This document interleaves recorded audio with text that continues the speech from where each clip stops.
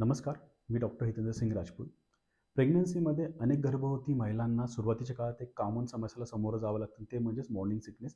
आता हे morning sickness म्हणजेच काय? यामध्ये सकाळी उठल्या-उठल्या मळमळ होणे, उलटी होणे, जेवणाची चव व्यवस्थित न लागणे आणि काही ना तर वासाने सुद्धा उलटी होते. यालाच म्हणतात मॉर्निंग सिकनेस. आता हा जो त्रास आहे युजुअली प्रेग्नन्सी ज्यावेळेस 6 आठवड्याची असते त्यावेळेस सुरू होतो आणि हा 12 ते 14 आठवड्यापर्यंतच्या प्रेग्नन्सीपर्यंत राहू शकतो.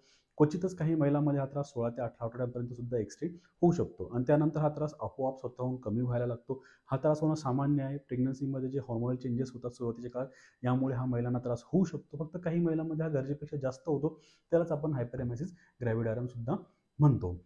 आणि या आता जर हा त्रास तुम्हाला होत असेल, तर यासाठी काय करायला पाहिजे? तर काही घरगुती उपाय आपण जे करू शकतो, जसे की सकाळी उठल्या-उठल्या कोरडे बिस्किट खाणं, कोरडे टोस्ट खाणं. लक्षात ठेवा, कोरडे बिस्किट आणि कोरडे टोस्ट खायचे आहेत, जेणे की मळमळ, उलटी तुमची कमी होईल. याच्या व्यतिरिक्त अजून काय करू शकतात? तर सकाळी उठल्या-उठल्या जर तुम्हाला चहा पिण्याची सवय असेल, तर चहामध्ये अद्रक टाकायला विसरू नका. सोबतच लिंबू पाणी किंवा पुदिन्याचा वापरसुद्धा करू शकतात मळमळ आणि उलटी कमी करण्यासाठी. आणि दिवसभराचं जे तुमचं जेवण आहे ते तेवढंच ठेवायचं आहे, वेळेवर घ्यायचं आहे, पण थोडं-थोडं करून खायचं आहे, जेणे मळमळ, उलटी कमी व्हायला मदत होते. आणि अजून काय टाळायला पाहिजे? तर मसालेदार पदार्थ आणि तेलकट पदार्थ टाळायला पाहिजे, जेणे की ॲसिडिटी कमी होणार आणि तुमचा होणारा त्रास नक्कीच सुद्धा कमी होईल.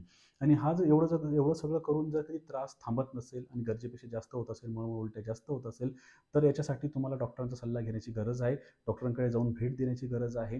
डॉक्टर तुम्हाला बघतील, तपासतील, ॲडमिट करतील आणि गरज पडल्यास IV फ्लुइड लावू शकतात डिहायड्रेशन करेक्ट करण्यासाठी आणि सलाईनद्वारे इतर औषध तुम्हाला सोडू शकतात, जेणेकरून तुमचा त्रास हा नक्कीच कमी होईल. लक्षात ठेवा, गर्भधारणा एक सुंदर प्रवास आहे आणि सुरुवातीच्या काळात होणारे हे जे त्रास आहेत, हे सामान्य आहेत आणि टाळता येण्यासारखे आहेत.